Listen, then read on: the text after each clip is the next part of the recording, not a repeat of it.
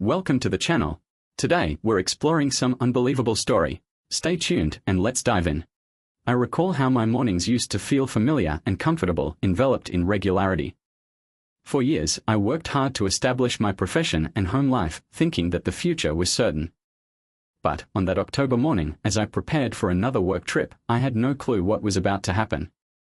My name is Liam Hunter, and I work as the lead field engineer for a big construction business. My job kept me busy and involved, but life was about to take an unexpected turn. That week was much like any other. I had an early Thursday flight, so I would be leaving my Los Angeles house before daylight. Even at this early hour, knowing that my wife, Sophia, would be waiting at home gave me calm. Our marriage, filled with beloved memories, served as my anchor, or so I believed. On a Tuesday in early October, my job required me to prepare for another trip as a lead field engineer coordinating design-build projects. The position required travel and an 8 a.m. start. Flights from Los Angeles International were no exception. With Los Angeles' infamous traffic, I scheduled a 5 a.m. I left the workplace early to come home. "Sophia, I'm back," I said as I entered the kitchen. Her vehicle was in the garage, but there was no answer. Walking upstairs, I heard the shower running and stepped in behind her. "You terrified me." She giggled and turned to throw her arms around me. The warm water and the moment took work and forthcoming obstacles out of my head for a time. Nothing else mattered. Sophia leaned into me, and as the steam swirled around us, we shared a moment that seemed like a promise, a grounding comfort before the unexpected storm. The assignment in Austin was as demanding as I feared, keeping me occupied from Tuesday afternoon until Thursday. I worked with Michael, the on-site project manager, and hoped he learnt something from the experience, but we intended to keep a careful eye on him. Thursday afternoon, I traveled to Dallas for a meeting on our project. Emma, whom I had helped train, was now directing the project, but she was about to go on maternity leave. To facilitate a seamless transfer, I checked that everything was in order for her staff. As predicted, Emma had everything under control, so after supper with her and her husband, Oliver, and a team meeting Thursday morning, I drove to Dallas Love Field and returned to Los Angeles by early afternoon. I told my supervisor, Mr. Taylor, about Austin and applauded Emma's efforts. He accepted my comments and advised that I take the rest of the day off after filing my expenditure report. After completing the report, I grabbed for my phone to tell Sophia that I'd be home early, but my closest buddy and colleague, Ethan Carter, strolled in and closed the door. "Hey, Jackson. How was your trip?" he asked. "Long, but productive," I responded. "I am fatigued, but Mr. Taylor instructed me to take the afternoon off. I'm going home to surprise Sophia." Daniel's face became grim. "Wait, Jackson. This isn't about work. I'm sorry, but I have to tell you something about Sophia.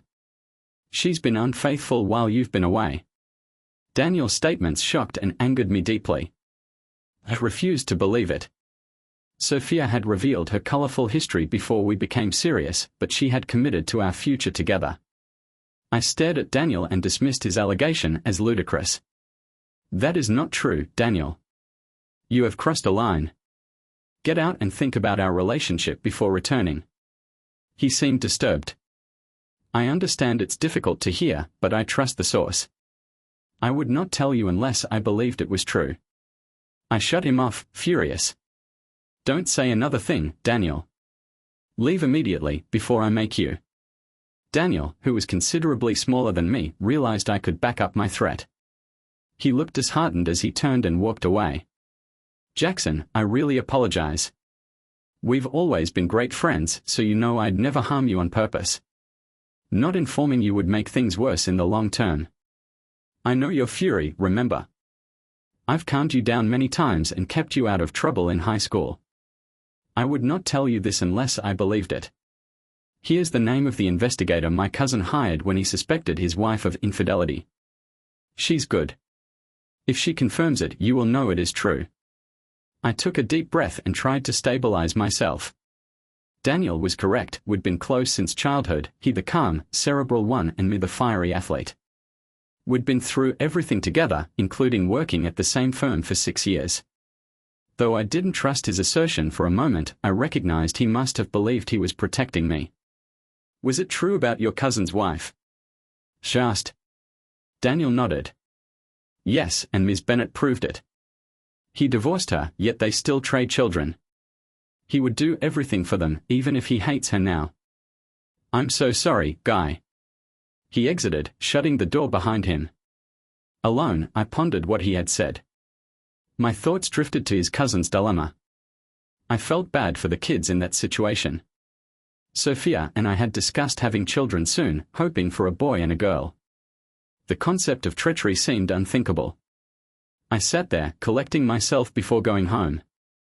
The charge persisted, both unpleasant and insistent. No, I didn't believe it for a second, but when I went home, I chose not to tell Sophia. It was too ridiculous to bring up without proof, and it would only make her unhappy. After a brief trip to the grocery, I got home. Sophia welcomed me enthusiastically, leaping into my arms. You are home early, she stated shortly before giving me a passionate kiss. I planned to be here to welcome you, she remarked, her eyes beaming. I missed you, Jackson. We were lost in one another in an instant, her warmth releasing the tension that had built up since Daniel's arrival. I needed to be near to my wife in order to feel comfortable in her hug. I gently pushed her up, and she got up and turned the chair around. She slipped her skirt, exposing that she was not wearing anything below, and leaned over the chair, bracing against the table. Be with me, Jackson, she said quietly. I pushed against her before getting closer. Her kind encouragement inspired me as she discovered her own moment of joy. I soon achieved my climax as she shook and relaxed while reclining on the chair. She gathered her breath and walked to the closest restroom, smirking as she went. Watching her, I felt comforted and reflected on how untrue Daniel's assertions were.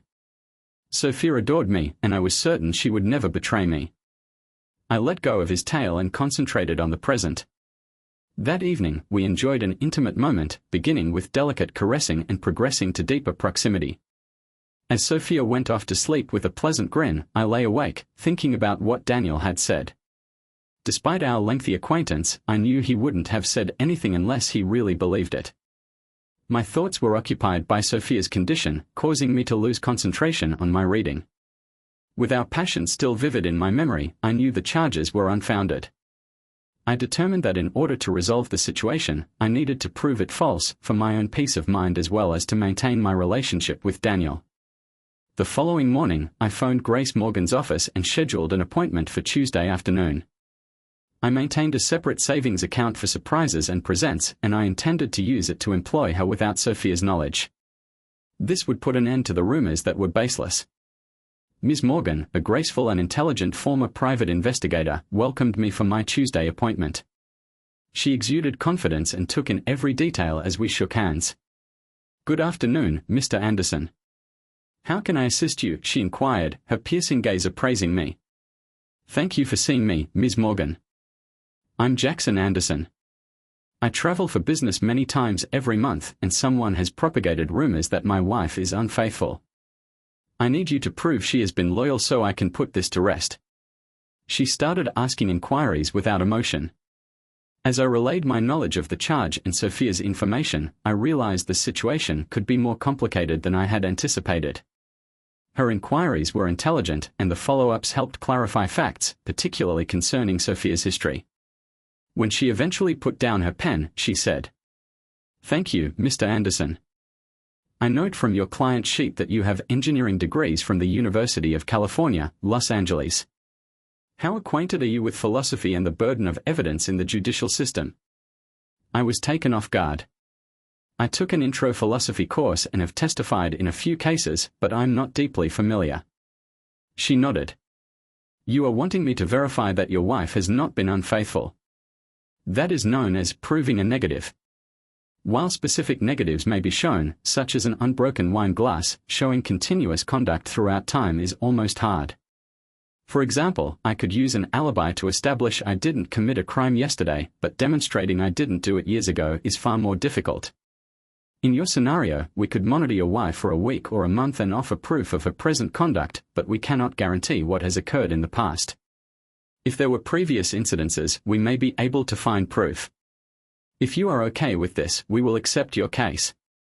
Understanding her perspective, I decided to employ Thornton Private Investigation Services. I spent a couple more hours with an investigator, going over information and preparing for the appropriate situations. Working for my Los Angeles office all week, I devised a strategy on Friday night by tripping a circuit breaker in the basement. Friday morning was typical, but after church and lunch with new friends, we came home to find the upstairs warmer. Sophia instantly noticed and I offered to check the breaker. After changing a few switches and returning upstairs, I responded, "I don't see anything wrong. I'll call the HVAC service." "Please do," she said. "It'll be too hot to sleep up there tonight." I contacted our HVAC firm and navigated their automated system for a time before hanging up. Then I contacted the number Ms. Morgan supplied. "Hello, this is Jackson Anderson. Our upstairs air conditioning isn't functioning.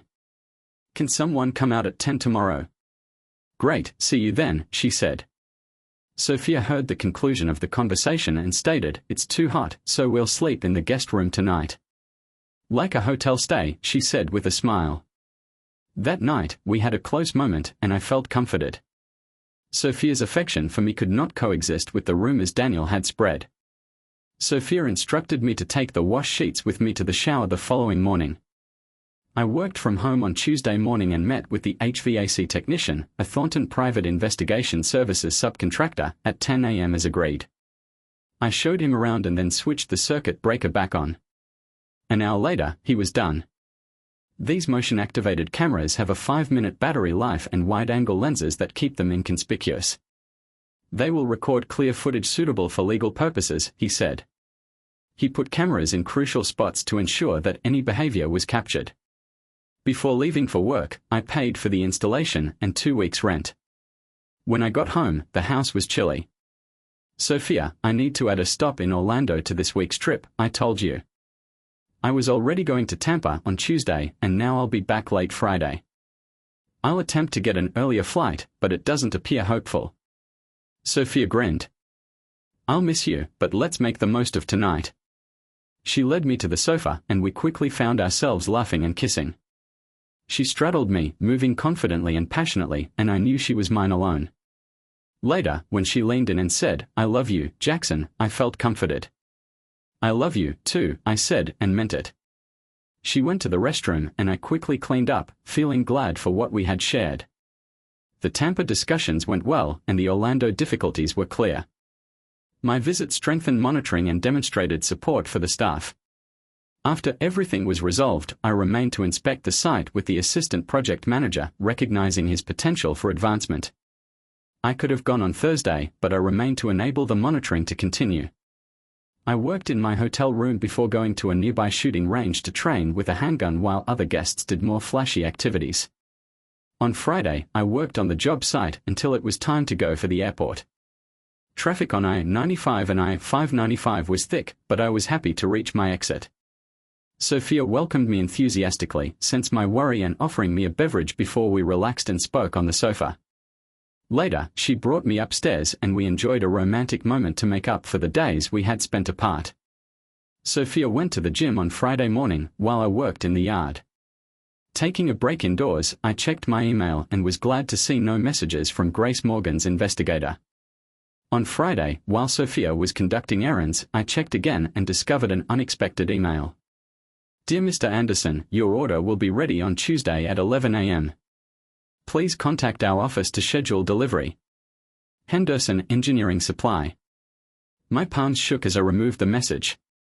When Sophia arrived home, she sensed my concern and I said that I was not feeling well. She embraced me and recommended I relax while she made supper, but I couldn't stop worrying. When I noticed an odd flowery aroma in her hair, I couldn't stop thinking about what the investigator had said. I got up early on Tuesday since I couldn't sleep properly. The flowery aroma differed from her typical goods and the email made me doubt everything. I excused it as merely perfume from the shop, but my suspicions persisted. I arrived in Ms. Morgan's office about 11 a.m. She welcomed me, saying, "Mr. Anderson, we ended our inquiry early and I've got awful news." She gave me the file. I skipped a report and went directly to the photographs. Sophia was with another guy in our bedroom. More images followed, including one of them in the backseat of a vehicle and another outside a hotel. I observed irregularities. This man doesn't look like the first one, Ms. Morgan stated. We documented 4 encounters with 3 different men, ending with a repeat on Friday at a private home, she told me. Friday? I murmured. She said she was shopping. She did some shopping after her second encounter on Friday, but only went to the grocery store, she said, recommending that I examine receipts or credit card records. She said she was at the gym Friday. She wasn't at the gym, Ms. Morgan said. I'm sorry, Mr. Anderson. How could this happen? 3 different males inside a week. I exclaimed, rage overpowering disbelief. I'm not a psychiatrist, Mr. Anderson, Ms. Morgan said kindly. However, your wife may have a disease that causes compulsive behavior. She seems to seek out these interactions, motivated by a desire beyond the usual, and goes to great measures to hide her traces.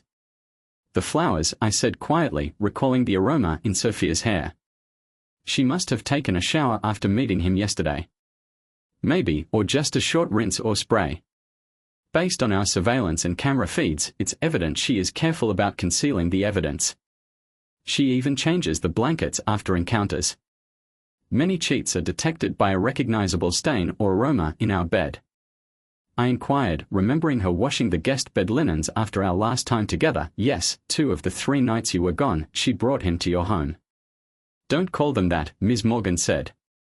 She nodded and said, they are just cheaters. One of them got married. The second is her usual companion, James Lawson, your wife's boss. He is 30, married, and just become her manager. We tracked him down using surveillance and DMV information after he left your home. That jerk, I mumbled, recognizing him from the paperwork. Sophia mentioned him once when I picked her up from work. Not social with spouses, I answered. I bet she met him in a bar. He arrived to your home on Thursday, followed by a meeting at a hotel and his residence on Friday. Sophia's affair would have been discovered if his wife had arrived home minutes sooner. Her game's already over, I remarked bitterly.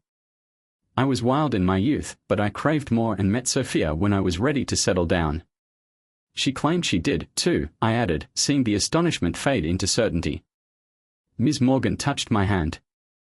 I'm sorry things ended out this way, but I must caution you, don't allow your anguish cause you to behave out of character. Retaliation may wreck your life, you might lose your job, go to prison, or worse. Don't let it become your tale. Remember that this is her error, not yours. Her words sank me, and I nodded, gripped by the reality of what was ahead. My head was buzzing with ideas. The cheating was verified. Kids. Not now. Revenge. Perhaps not, but payback. Absolutely. I'll be careful, Ms. Morgan, I said, but trust me, my soon-to-be ex-wife will feel the consequences. She groaned, realizing she couldn't alter my mind. Please, Jackson, don't cross the line. The repercussions may be severe. Ms. Morgan suggested me to Nathan Reed, an experienced divorce lawyer. We met after hours and I spent some time strategizing in Echo Park before meeting him. Adam was a pleasant, seasoned lawyer who was well-versed in Florida law. He read the documents and flash drive I gave him, pleased with Ms. Morgan's diligence. I'll have everything ready by next Tuesday, he promised, cautioning me to proceed cautiously since appearances count in court. I came home late on Tuesday, blaming weariness and avoiding intimacy. I maintained my distance from Sophia, although agreeing to a short rendezvous that left me feeling distant. She smiled when things became nasty, but it only reminded me of her treachery. I bathed, hoping to wash away my revulsion. I departed gently on Tuesday morning for my trip to Charlotte. On Thursday, I phoned Daniel. Daniel, you were correct. I apologize. She played me. He quickly forgiven me and promised to assist. I postponed returning home on Friday, claiming exhaustion to escape Sophia's approaches. She tried to persuade me, but I resisted, preferring to observe her, observing that her conduct appeared appropriate for a career in adult entertainment. My fury and loathing held me in check. Friday, I went to see my folks under the guise of assisting with a house renovation. I wanted to tell them everything, but I knew I should wait until everything was done. The day for full revelation would arrive soon enough. I contacted Sophia on Friday afternoon and told her I wouldn't be home until Friday. Sensing she may not be alone, I kept my tone neutral, finishing with a forced "love you." On Friday, when she was out, probably meeting someone, Nathan Reed contacted to clarify that the papers would be served at 11 a.m. Tuesday. I took a personal day. I left Sophia a note about a business engagement and spent the evening in my office arranging arrangements. Sophia phoned twice and I told her I'd be late but planned to return early on Tuesday afternoon to spend time together. Her mood improved and she told me she loved me. I knew it was a facade, but given her deception, I reasoned, turnabout is fair play. When I got into bed late that night, she scarcely moved. Tuesday morning took an unexpected turn when Sophia woke me up with love and crawled on top of me. "God, Jackson, I've needed this," she said, moving rhythmically. Pushing her away would jeopardize my strategy, so I let her finish while controlling my own emotions. When I was near, I rolled her over and finished without completely engaging, feeling both satisfied and pained. After she departed for work, I used painter's tape to label my possessions. Items I had prior to our marriage were properly marked, and communal property was left behind to be settled or donated. By 7:45, Daniel and the movers had arrived. Daniel took over as I packed my things. On Friday, I relocated the contents of my tool safe to my parents' home. Chloe, our neighbor and Sophia's friend, saw the moving truck and inquired if we were relocating. I smiled as I intercepted her. "It's a surprise for our anniversary new furnishings. Please be silent till Sophia addresses it." She agreed, and I felt relieved. By 9 a.m., I was at the bank, withdrawing half of our combined money as a cashier's check and depositing them into a new credit union account. At 10:45, I parked in Pasadena and terminated our shared credit card with a zero balance. Just as I concluded at 10:57, I received an SMS confirming that the documents had been served at 11 a.m., just on time. "The process server just asked for her," the receptionist said. "She's on her way." A minute later, another text arrived. "Process server, she's in the lobby now." Feeling anxious, I wrote the planned email to our friends and family announcing the divorce and attaching images of Sophia and her employer, Daniel. Following my attorney's and Ms. Morgan's concerns, the photographs were modified to obscure intimate information while maintaining their identities. Sophia and Daniel were not included in the communication. They will find out soon enough. I clicked submit, checked that it gone through, then put my laptop aside. My phone rang at 11:03. It was Sophia. "What's this, Jackson? Divorce? Why? I assumed we were happy. Did you discover anybody else?" I laughed. "You think we were happy? I did till I learned the reality. Check the back of the attorney's envelope." I overheard her panic, yelling and begging on the phone. "It's not what it looks like, Jackson, really. That is not your boss in our bed. We are finished. If you want any assistance, please contact my attorney." I hung up as she continued to yell and blocked her phone after getting voicemails and messages loaded with facades and excuses. I didn't listen and deleted everything without thinking twice. Next, I contacted my father-in-law, Richard. "Hello, Richard. Sorry for calling at work, but you need to hear this personally. Sophia breached her vows, therefore I filed for divorce." "Jackson, no. She has changed. You cannot be serious. I would not take this lightly. She relapsed lately. I have proof, dates, times, images, and videos. It is over, Richard. I apologize, but the papers were served this morning. I can't believe this. She vowed she was over that. She promised us all. If she had remained faithful, I would have loved her forever. But it is too late now. I still care for you and Chessa, so I'm telling you frankly." Richard expressed profound remorse and we said our goodbyes, our voices heavy with pain. I left a message for Chessa, knowing she'd soon hear the news from Richard. At 11:16 a.m., I confronted the most difficult portion of my strategy. Acting on it meant harming someone who most likely did not deserve it, while avoiding it may result in greater consequences. I walked inside wearing sunglasses, a hat, and a phony delivery lanyard with Daniel's phone number. He was prepared to respond when Golden State Legal Deliveries approached the security counter. I introduced myself and said that I had a box for Mrs. Amelia Parker. The guard immediately told me to receive, but I persisted, citing legal needs for a personal signature.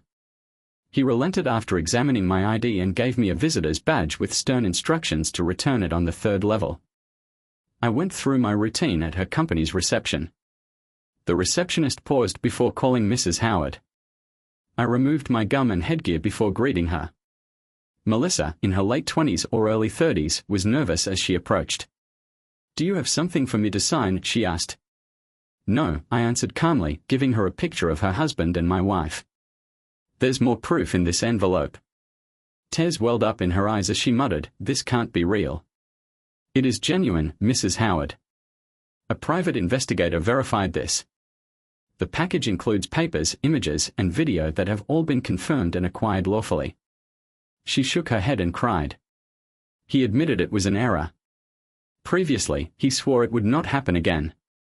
It wasn't just a moment of weakness. I nodded. This time, there are records of 3 meetings in 5 days. She held my shirt as she processed the betrayal, wiping away her tears. "What now?" "I have supplied the contact information for the private investigator as well as the name of a recommended attorney. He has been extremely sensitive to my situation and filed the documents today." She grabbed the envelope, thanked me, and then said, "Can I contact you for advice?" "My number's inside," I said. After visiting Ms. Morgan's suggested testing facility, I cautiously monitored a project in South Florida, concerned about possible health hazards. Thankfully, by the end of the week, the testing proved that I was STD-free. The relaxation alleviated some of my resentment against Sophia. Sophia continued to leave voicemails on both my work and home phones, using various numbers. I removed them without listening. When I got to the workplace on Friday, there were more messages waiting, so I decided to permanently ban her phone number. I also went to see my parents that weekend, and I blocked her number on their phone as well. My mother, always sympathetic, held me and promised me that everything would be okay, though I struggled to believe it. On Friday, Andy Cooper hurried into my office and informed me that Emma B.'s water had burst early. Andy, who was supposed to take over a project when she left, was unprepared since his current project was still incomplete. After analyzing schedules, we offered that I take up the Dallas position while remaining accessible for serious concerns on other projects, including Austin. That evening, we discovered Emma and her babies were okay. I traveled to Dallas to distance myself from Sophia and concentrate on my career. Early the following day, I went over the project in Dallas, talked with subcontractors, and planned forward. I subsequently paid Emma a visit at the hospital, carrying a thank you message and a gift voucher for the twins in the NICU. Seeing her excitement made me consider the possibility of not having children of my own, which pained.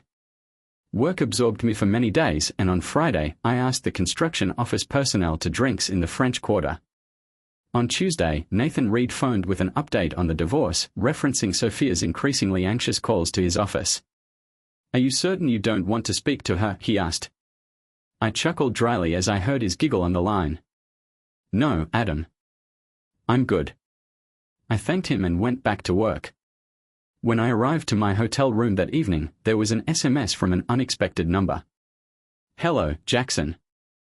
My attorney filed today, and Daniel was served. Can we speak?"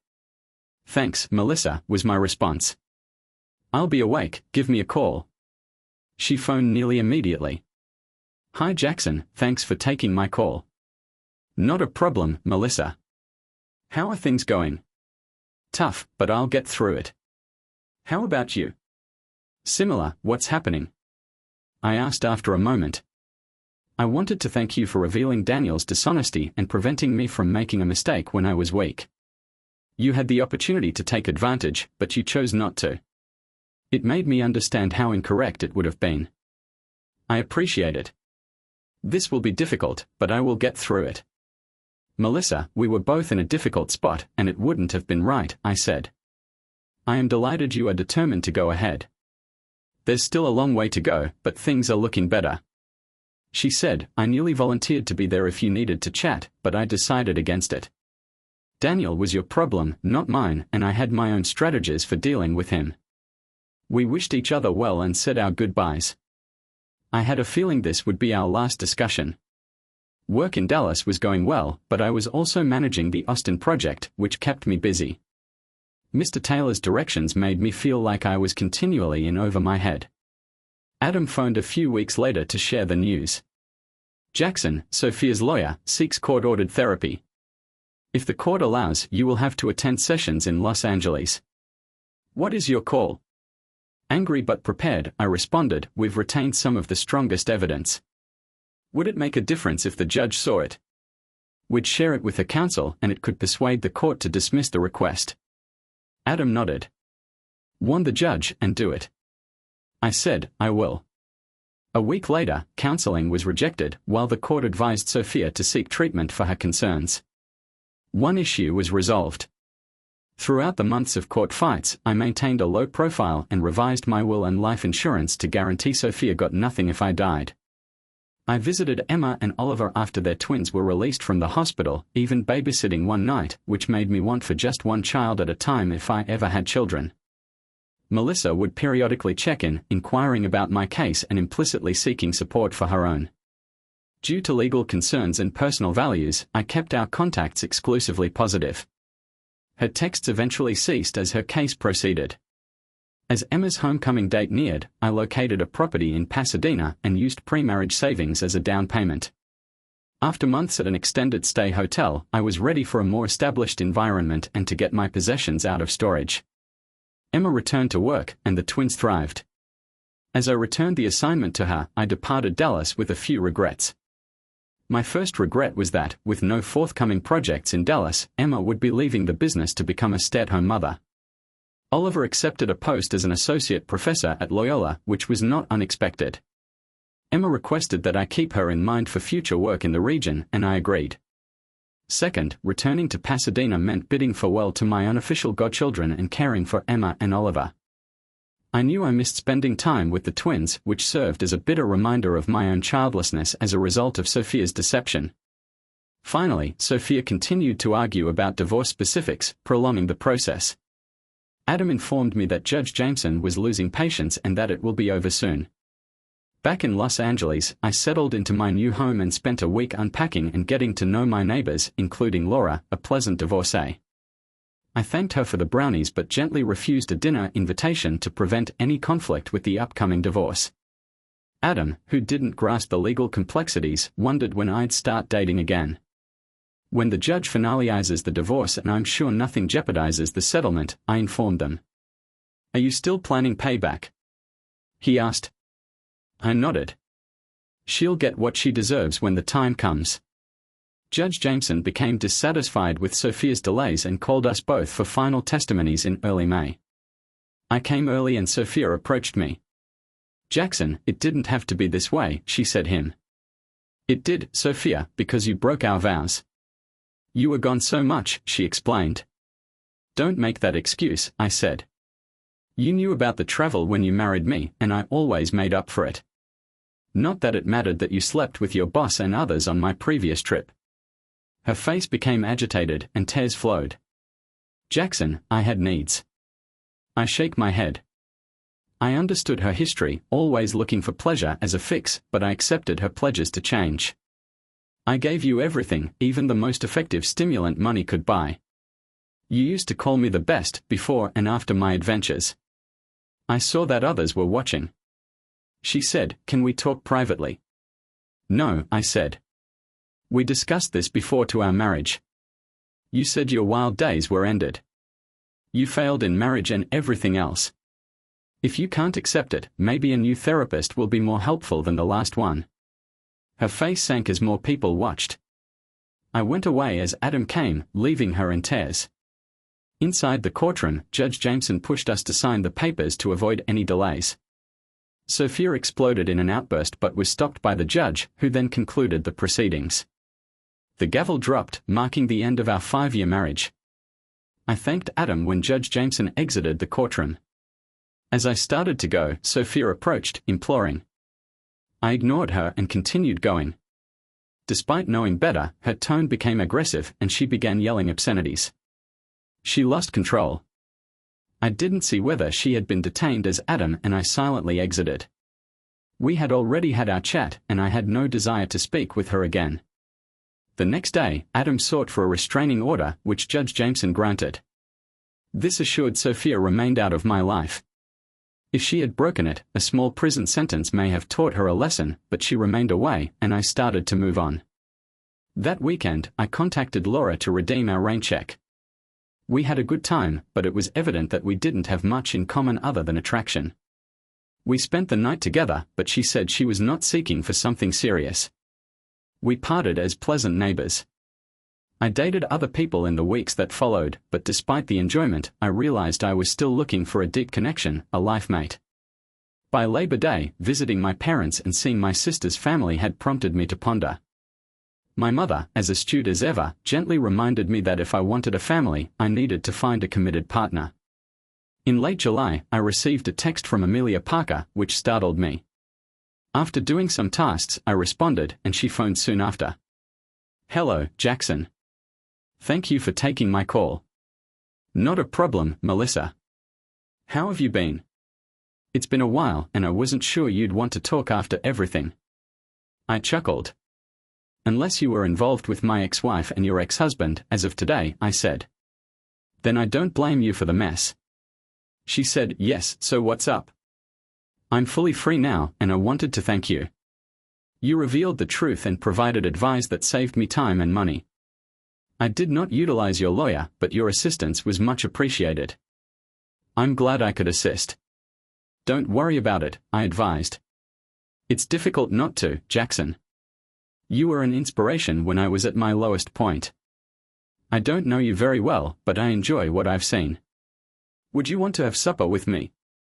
Dinner with Melissa was great, although the food was not my main focus. It was on her. She was lovely and stunning, and I couldn't help but think about how idiotic her ex-husband had been. Sophia had previously been gorgeous, but her treachery had taken away all of that attractiveness for me. "You're staring," Melissa remarked with a smile. I laughed. "It's easy when you're looking at someone worth it." She embarrassed and offered, "Would you want to leave here and go to my place?"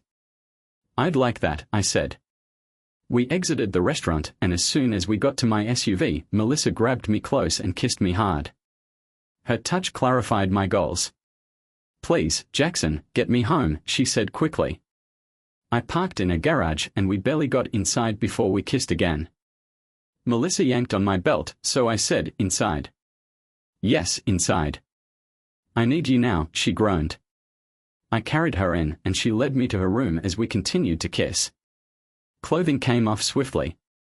I kissed her smooth skin, causing her to shout out in delight as we proceeded. She climaxed, groaning while pulling up her dress and unzipping my trousers. I teased her a little before tugging them down, and she kicked them away. She helped me lower my boxer underwear, and my arousal was palpable. She grabbed my protection, rolled it on, and laid back in anticipation, situating herself over me. I slipped in gently. Melissa groaned, "Now, Jackson, make love to me," which I did, loving every minute. Our first time together was gradual and rhythmic. I observed Melissa's expression, seeing her eagerness and attention as we moved together. Her arms and legs curled over me, pushing me deeper. Her groans mirrored our motions, intensifying as her climax approached. I could feel my own build increasing as we approached the brink. She resisted it with her eyes locked tight, ultimately letting go with a sigh. Her release sparked mine, and I finished with her as her body quivered. I leaned over her, trying not to push too hard. We shared a gentle kiss, and when our gazes met, her grin was filled with delight and satisfaction. "Jackson, I've wanted this since the day you first walked into my office." "It was even better than I expected," she stated. Her remarks made the event even more special. I understood I needed to take care of the protection before any threats materialized. "You're amazing," I said quietly, "but I need to take care of this." She nodded and smiled as I stood up. Moments later, she was on her way to the restroom, the warm light highlighting her toned figure. That night, we remained in bed, only getting up for water or brief restroom breaks. We made love twice more before falling asleep, then again in the morning. Fortunately, it was Friday and I had no job responsibilities. Melissa, who is normally quiet, had been both ferocious and sensitive in bed. She slept off after our morning session, so I sneaked out to the restroom. The morning light brightened the room, allowing me to take in the jumbled garments and the quaint bed surrounded by pillows we'd knocked on the floor. I took one, amused at how we'd used them over the night. I saw a series of images on her dresser. One picture caused me to halt, so I took it up. "Jackson, what are you doing?" Melissa inquired from the bed. "Who is the young girl in these photos?" She asked. "That is my daughter, Ella. She's 3 and means everything to me," she said. "You never mentioned her," I said, astonished. "To protect her, I kept her out of the situation with Daniel. She was the key problem in the divorce, which explains why it took so long. I do not want you to meet her unless we are serious." "Where is she now?" I tried to keep my voice steady. "She is with him this weekend." "Why? Is there something wrong?" "I like you, Melissa. I really do, more than I should, given how long we've known one another. But your ex-husband is one of the few individuals I loathe more than my ex-wife. If we grow serious, I'd want to be a part of your daughter's life, but who else will be there for her events?" She asked. "Daniel," she whispered, knowing. "He's awful, but he does love her." "Exactly. Every time I see him at an Ella-related event, it reminds me of what he did with my ex and how he led to the demise of my marriage. I'd resent him, and Ella, even though she didn't understand, would sense the tension. She'd soon grow to despise me, severing any tie we may have and, as a result, harming our relationship. It pains me to say this," I said, "but it would eventually break us apart." Melissa sprang up, clutching the sheet, and muttered, "So there is no future for us." I hope I could be proved incorrect, but no. "I don't believe there is," I said. She shed tears as she nodded. I felt it was too perfect. Now I know it was. "Please, Jackson, just go," she pleaded, adding, "The garage door is open." She fell back weeping as I collected my clothing and dressed in the hallway, loathing myself just as much as her ex. It stung, but I knew the truth. That day, I went to see my folks and told them a hastily modified version of what had happened. They saw I was suffering more than I let on. My mother, always sympathetic, held me and promised me that everything would be okay, though I struggled to believe it. After church on Friday, we went to eat with my sister and her family. While we were waiting for a table, she drew me away and forced me to speak. I conveyed the most of it, but left out the personal specifics. "That's challenging," she remarked, "but you won't know whether it works until you try. One date is insufficient for judging. If you keep fighting, you may find it worthwhile." "Thank you, sis. You're correct. But that one date taught me how awful failure may be," I said. "Little brother, you won't know unless you try," she added, and I agreed to think about it. We didn't talk about it further, but it stuck with me. Ethan, who knew me well, backed my choice, but as we drove back from a plant site in Gainesville, I wondered whether his cooperation was appropriate given his track record with relationships. He hooked us up with 2 ladies the next weekend, and although it was enjoyable, I put the thoughts away. Sophia wanted to retain our home throughout the divorce, but I convinced Adam to sell it since she couldn't pay the buyout without giving up other assets. It was a little harsh, but I believed it was deserved and did not lose sleep over it. Adam also managed the home selling. He learnt Sophia was purchasing a property, and shortly after, I heard reports that she and Daniel were marrying. I contacted Adam since it might affect my money. He had fought against support throughout the divorce since Sophia was at fault, but the court gave her a little sum for 5 years, or until she remarried. "I'll check into it and let you know if it's true," Adam joked.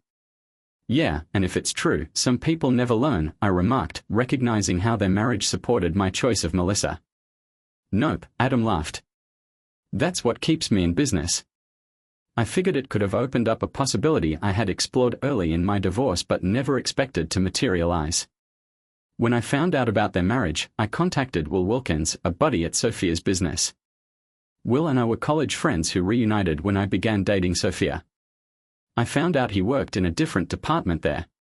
Sophia and I had spent time with Will and his wife throughout our courting and early marriage, but we hadn't seen each other since before the divorce. We scheduled a meal when I wasn't traveling. After I told what had occurred, Will responded, "That's horrible. I apologize, Jackson. I heard Daniel had sought a department move. Now it makes sense. They are attempting to avoid any HR problems. Does your company have an official policy on that? She asked. Definitely, Will said. Violating it can mean serious trouble for the employees and the firm. Could you provide me a copy of the HR section? I can, but don't tell anyone where you got it.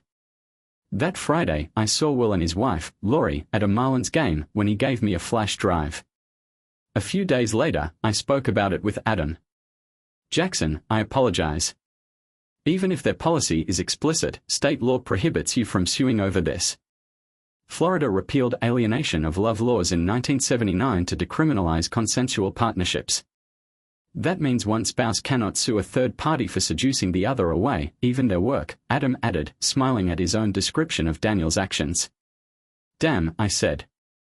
I wasn't after money, but I hoped hitting the firm financially would force them to punish Daniel and maybe Sophia. Adam grinned. A lot of potential plaintiffs feel the same.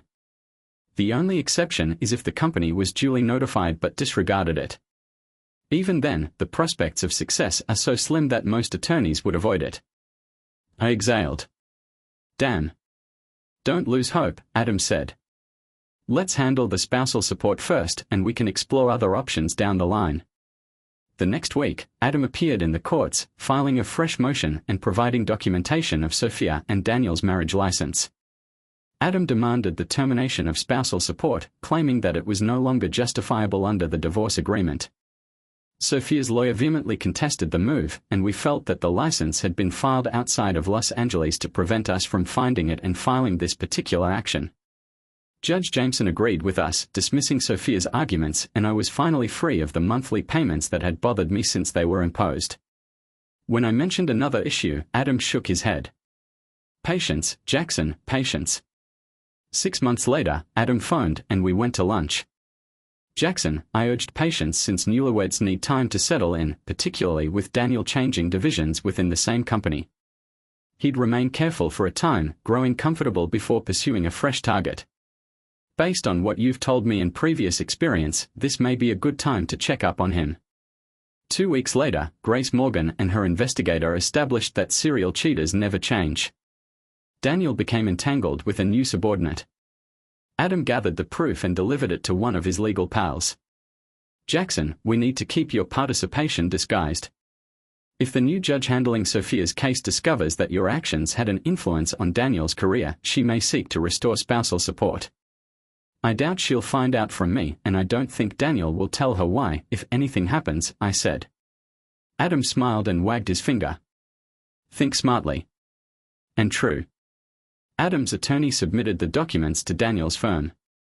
Will subsequently told me that Daniel had been taken away by security. He was not expected to return. Sophia apparently sobbed when she learned out, but was left with no explanations. Serves him right, I remarked as the phone ended. If I keep this up, I risk becoming a bitter old man, I reasoned to myself, but grinned as I determined it was a worthwhile risk. I sent an anonymous parcel overnight to avoid Sophia discovering it and attempting to re-establish spousal support. Melissa Ortiz contacted me the following evening. Jackson, she added, I understand you may not want to hear from me, but I had to call. Daniel informed me he was laid off due to business cuts and would be seeking to lower alimony, but I spoke with a buddy at the firm and learned he was fired today. I got an anonymous fast envelope that explains everything and should assist the court uphold my spousal support when Daniel files his request. Jackson, I believe I know who to thank. So I want to thank that individual. I laughed. Well, if you ask the appropriate guy, he'll say you're welcome, even if he won't confess it. And what about the package? Some folks never change. That's right, she said. I'm sure Daniel will attempt to play the victim when he comes before the court, but when my lawyer delivers this, I hope the judge throws it back at him. This is absurd. He recently remarried. I wonder if he began cheating on me that quickly. Don't linger on it, Melissa. It is in the past. Concentrate on your future and be joyful. You deserve it, I said. We said our goodbyes, and I had a feeling this would be our last discussion. For the first time in what seemed like an eternity, I had an unanticipated sense of lightness. I felt completely liberated. I had withstood the storm, reacted as much as I could, and returned the anguish Sophia and Daniel had given me without exceeding the line. Sophia was probably in a worse situation now, living in an apartment instead of a lovely home, with an unemployed husband paying expensive alimony and child support. She was most likely being cheated, just as she had deceived me before. I didn't tell her that it reflected her silence regarding her adultery. I had done my best to provide for her, but now I believe she had more to worry about than ever before. I had it back at each of them, and I had no remorse. Not a single one. Thinking about it, I realized I no longer employed the slurs that had before occupied my head. The revenge was complete, and I no longer had to worry about them or care about their opinions. That realization produced the largest grin of all. The grin did not last long, for in the weeks that followed, I came to the terrible conclusion that, despite feeling like I had balanced the scales with Sophia and Daniel, they still had a grip on me. When I had the potential to be happy with Melissa, I walked away, tormented by thoughts of what my ex and her ex had done and the disgrace we had both experienced. I'd gone on a lot of dates and had casual relationships since then, but it became evident that I didn't really care about anything. After the adrenaline had worn off, I found Melissa filled my thoughts just as much as Sophia and Daniel. While I had sought vengeance and felt some pleasure, I was not fully free as long as I was concerned about their perceptions or responses. True freedom would come when I could look at them and say, "Consider what you lost and what I could gain as a result. Thank you for being so dumb." With this clarity, I understood precisely what to do. I grabbed up my phone and scanned through my recent calls until I located Melissa's number, which she had used after receiving the box with information on Daniel's adultery. I hit the call button, thinking she'd respond. She did not hesitate for long. "Hi, Melissa," I said. "This is Jackson. Do you have a minute to speak?" "Jackson, you recently assisted me even though you didn't have to." "I am listening." "I had an epiphany tonight, and if I'm not too late, I'd like to talk with you and see if I have a chance to make things right." There was stillness on the line, but I could hear a breath. So it proceeded. I realized that, although I told you to let go of the past, I had not been following my own counsel. I was so preoccupied with what occurred and how it devastated my life that I forgot to look forward. I would want to apologize for it. And if you're willing, I'd want to attempt to make things right between us. She remained quiet while I proceeded, and I could almost see Melissa nodding in agreement on the other end of the telephone. To my relief, she was not seeing anybody. And, to my amazement, she decided to give us another opportunity, taking things carefully to see where they may go. The next weekend, we went on our second first date with the definite purpose of taking things slowly. Life, however, has its own plans. When I escorted her to her home, she welcomed me inside. We drank wine and spoke on her sofa until after 11. As I indicated, it was becoming late, yet our goodnight kiss lasted longer than intended. Despite our preparations, it became evident that we had a strong attraction to one another. She smiled as she leaned against me, stroking me, and murmured, "If you don't mind forgetting that slow talk, neither will I. If we go to my bedroom." She paused. I smiled as I took her upstairs and carefully laid her next to the bed. We undressed together, and I eased her onto the bed. She gently kissed me, giving me protection, and then came on top of me. Our kisses intensified, moving from her lips up her neck, shoulders, and soft chest. Each movement drew me closer, and she grinned as I arched up on her next glide. As I entered her, we moved gently, allowing the moment to develop as our bodies synchronized with the rhythm of our breathing, and her faint moans served as the music. I smiled as I saw the perspiration build on her forehead from exertion and attention, pleased that we had reconnected and were taking this second opportunity. Melissa started to weary, and I felt her weight transfer onto me. So I gently turned her over to take the lead. We kept making love, progressively increasing the tempo as her groans became shorter and faster. We got to the crescendo together, her head arching back as she climaxed, and I felt my own release, seeing stars as I went. After that, we laid in quiet, clutching each other. It was early in our new relationship, just the second initial date, but I hoped for more. And the way she looked at me suggested she felt the same way. After some time and some cleaning, we returned to bed, hugging one another close and lying partially on my chest. She met my eyes and whispered, "Jackson, you don't have to leave. You may remain if you want." I smiled at her before leaning in for a kiss. I would enjoy that. I'd really enjoy that. Though we had some difficulties in the next months, we learned we shared beliefs on the most essential issues, and little disagreements were irrelevant when there was mutual love. What I felt for her after that second date became stronger over time, and I eventually recognized to myself that it had been more than simply liking from the start. Melissa had the same insight, and we started making plans for the future. We married a little over a year after rekindling our romance, and young Ella was our flower girl. When Melissa and I exchanged vows, we meant them. We ran into Daniel a couple times, but it didn't turn out as I had expected. The first time, he attempted to make a subtle remark about taking seconds, but I stopped him in a hushed voice just for him. "Thank you, Daniel, for getting Sophia, the cheating liar, off my hands. If you believe she would be more faithful to you than she was to me, you are even more dumb than I believed. And thank you for giving me the opportunity to be with Melissa, a lady worth everything you failed to recognize. Believe me, I got the better end of the bargain."